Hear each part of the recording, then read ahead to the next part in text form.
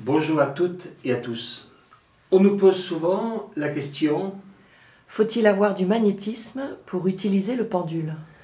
Alors, les gens aujourd'hui, quand on regarde Internet, Facebook, etc., tout le monde y va de son train-train, on entend parler de magnétisme, d'énergie, de ceci, de cela.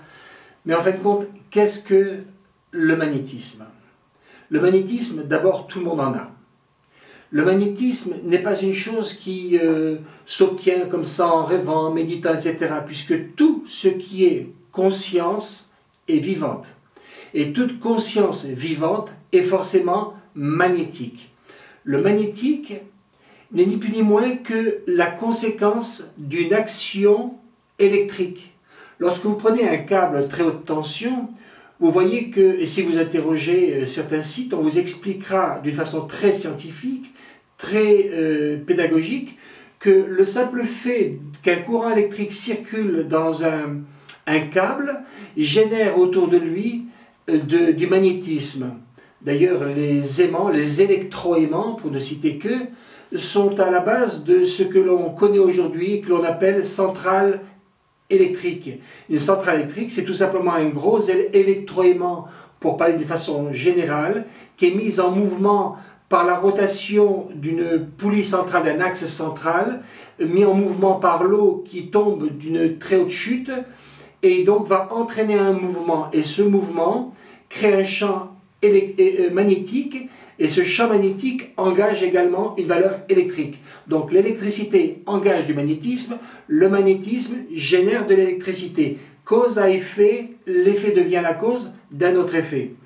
Donc du fait que nous sommes en mouvement, du fait que nous savons aujourd'hui que le corps humain est parcouru par des microvolts, donc forcément nous engendrons par nos actions, nos pensées, nos émotions, des champs magnétiques, un champ magnétique. Ce champ magnétique, on va l'appeler, pour un être humain, pour un animal, on va l'appeler aura. Donc forcément, si vous êtes capable de parler, de penser, de réfléchir, vous êtes capable d'émotion, vous générez un champ magnétique autour de vous, et donc vous avez du magnétisme. Donc il n'est pas besoin pour activer un pendule d'avoir du magnétisme, d'avoir ou pas de magnétisme, puisque nous avons tous du magnétisme. J'ai vu souvent dans des magasins, je vois les gens lorsqu'ils rentrent, ils passent leurs mains sous le pendule. Il y a différents pendules, ils passent la main là. Et ils attendent pendant 5 minutes que le pendule tourne. Alors je leur pose des fois discrètement la question, mais que pensez-vous faire en mettant votre main en dessous? Faire tourner le pendule. Je leur dis, vous n'y arriverez jamais. Parce que le pendule ne va pas tourner parce que vous mettez la main ici en dessous. Sinon ça se saurait depuis longtemps. Vous pouvez la garder 10 ans en dessous, vous n'aurez pas plus de mouvement de la part du pendule. Parce que le pendule ne va pas bouger en fonction du magnétisme que vous avez, mais va bouger en fonction d'autre chose. Lorsque l'on regarde, par exemple, pour être concret, pour être précis, on va prendre une valeur archétypale que tout le monde connaît, le baromètre. Le baromètre, c'est tout simplement une boîte avec un vide à l'intérieur, on a créé le vide, et puis on a mis au sommet de la boîte un système de bras, de levier, d'amplificateur, et donc vous allez avoir, suivant la pression atmosphérique exercée sur la boîte, qui ne sera pas sensible à l'œil nu, et bien par le système de démultiplication, vous allez voir l'aiguille bouger et s'orienter et donc afficher une valeur barométrique. Le baromètre, c'est tout simplement cela. Nous avons plusieurs consciences. Donc nous sommes aussi quelque part des appareils, barométriques, dans le sens que nous avons plusieurs cerveaux, le conscient, l'inconscient, le subconscient. Le conscient, lui, c'est ce qui définit la volonté, le libre arbitre. Je fais ceci, je fais cela, je décide ceci ou je décide cela. Après, les conséquences, c'est autre chose. Mais déjà, le pouvoir de décision appartient au cerveau conscient. Nous avons ensuite l'inconscient. L'inconscient, c'est un autre cerveau que nous avons à l'intérieur de nous-mêmes, qui est en fin de compte une parabole, une antenne dirigée vers l'inconscient collectif et qui capte toutes les valeurs qui font que dans un lieu on se sent bien, on ne se sent pas bien, on pense à quelqu'un subitement parce que la personne est en train de penser à nous depuis un quart d'heure, 20 minutes. Il y a des tas d'informations qui circulent de l'un à l'autre par ces grandes antennes, ces grandes paraboles. Là, je schématise, bien sûr. Et puis, donc ça, c'est le travail de l'inconscient. Donc nous avons des informations, mais ces informations, on fait tellement de bruit dans notre tête qu'on n'arrive pas à savoir qu'est-ce qui est de nous, qu'est-ce qui n'est pas de nous, ce qui est de nous, ce qui n'est pas de nous. Et puis nous avons le troisième cerveau qui est le subconscient. Le subconscient, c'est en fin de compte un réservoir, je dirais schématiquement, qui se trouve sous la conscience. Et toutes les sommes d'expériences émanant des champs de conscience et d'expérience vont se placer dans le subconscient en valeur de mémoire. Donc notre subconscient, c'est la valeur mémoire de tous nos acquis conscients. Et répété X fois, de façon à ce que cette mémoire s'amplifie, comment dire, cette mémoire va s'amplifier, pardon, par une valeur d'effet de rémanence. Quand on prend par exemple un musicien, on le regarde, la première fois qu'il a joué sur un piano, il a posé le doigt sur une touche, le second doigt sur une autre touche, il a appris quelques notes de solfège, et puis un jour, en lisant la partition et en jouant sur le piano, il a lu Do, Ré, Mi, Do, Ré, Mi, Fa, Fa, Mi, Do, Ré, Mi, Do, Ré, Mi, Fa, Sol, Do. Bon, je sors pas de Starac, je ne sors pas j'ai pas fait The Voice, mais voilà, donc c'est le principe. Et à force de répétition du mouvement, à force de répétition des notes, le subconscient l'enregistre comme réflexe et donc va tenir compte lorsqu'on a besoin d'un seul coup de mettre les mains sur le piano, il suffira juste de penser à une partition et les doigts vont courir tout seuls parce que les informations vont remonter du subconscient. Dans la vie, tous nos réflexes viennent de là.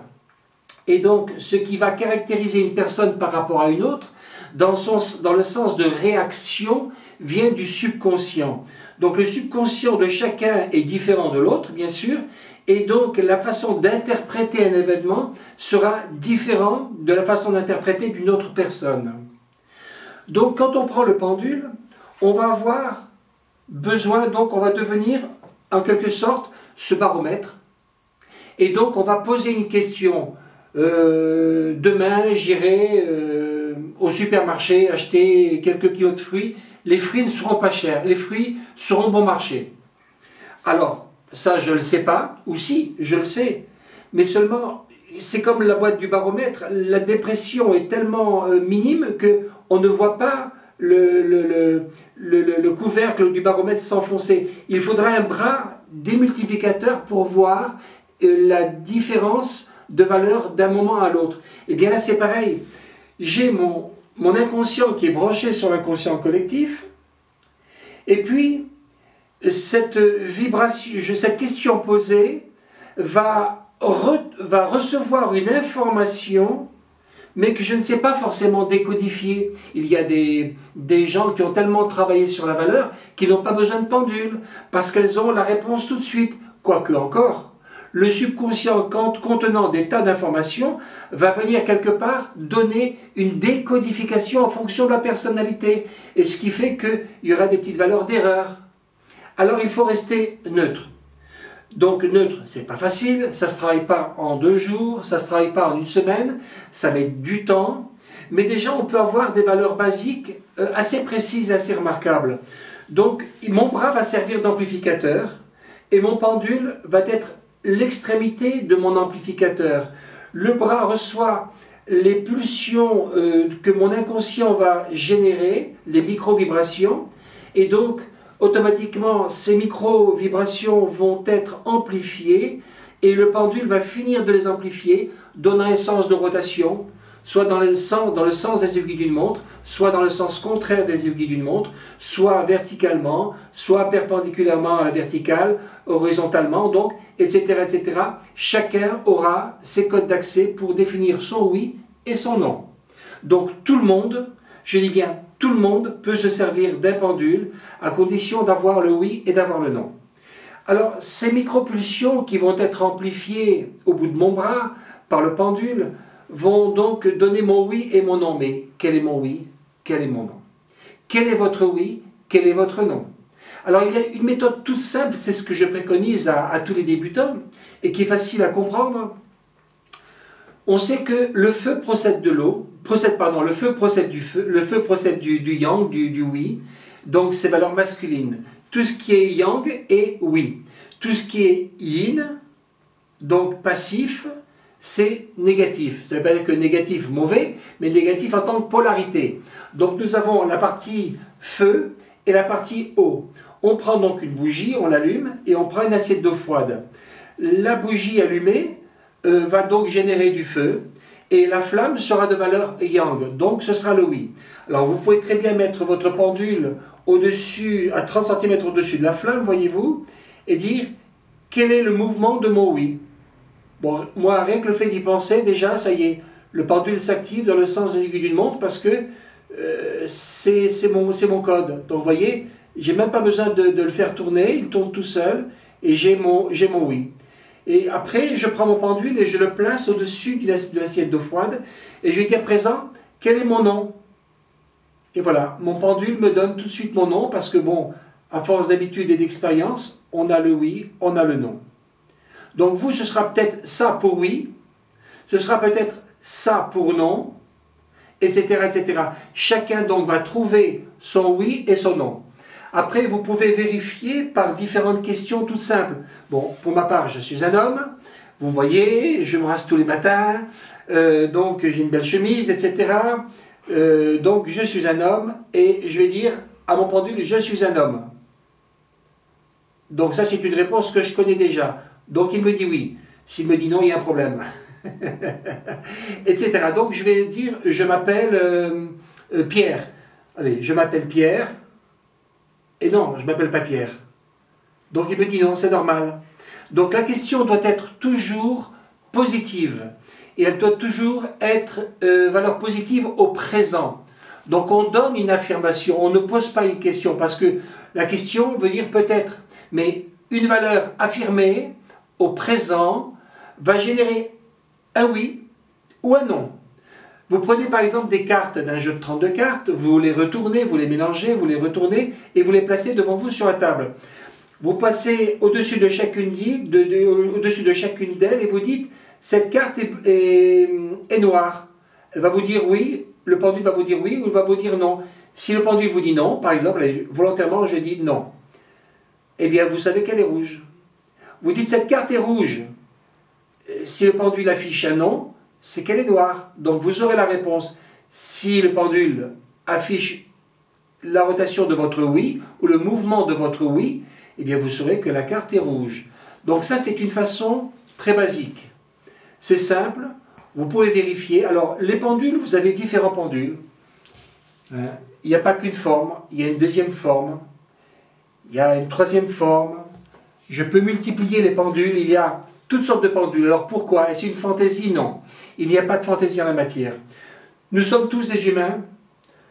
Si on regarde un tel, on sait que c'est un tel ou un tel ou un tel, de par sa physionomie, de par certaines valeurs, images que l'on a enregistrées, et ces valeurs-là correspondent à son caractère.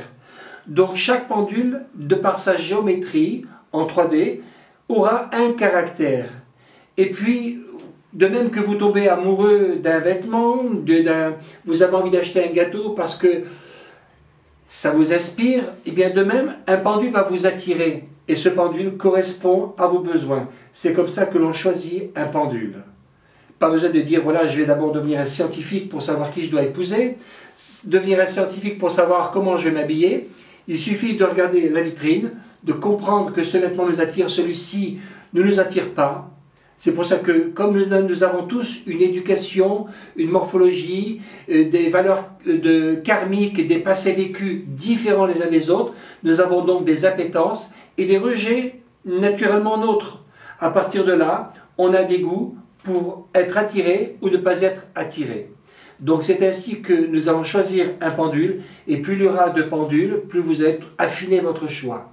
Ça c'est pour les pendules basiques, pour travailler en radiesthésie, et pour dire, voilà, pour répondre tout simplement à la question, y a-t-il besoin d'avoir du magnétisme pour travailler avec un pendule? Donc nous avons tous du magnétisme, et nous pouvons tous apprendre à jouer du piano, donc nous pouvons tous également apprendre à travailler avec un pendule. C'est une question de temps et cela peut se faire 5 minutes par jour, pas plus, parce qu'après on se fatigue, le cerveau raconte n'importe quoi, ou la conscience prend l'avantage sur l'inconscient et donc bloque les informations. Lorsque vous tenez un pendule, encore une information, ne tenez pas votre bras, voyez, serré là ici, parce qu'il n'est pas dégagé, il n'y a pas de mouvement libre pour laisser passer les micro-vibrations apportant l'impulsion. Ne prenez pas votre pendule comme ça non plus. Prenez-le comme ça, à 10 cm, voyez, regardez la chaîne, l'autre moitié est dans la main. Je tiens le coude détaché du corps, à la hauteur de la taille, et surtout je me détends. Si vous avez peur d'être trop bloqué dans votre tête parce que c'est la première fois que vous hésitez, allumez une petite bougie blanche, regardez la flamme, en pensant, ne pensant pas, peu importe, pendant quelques minutes, et à un moment donné, vous vous sentirez détendu par la flamme. Et là, vous pourrez prendre votre pendule et commencer à poser des questions ou à vous exercer, à vous en servir.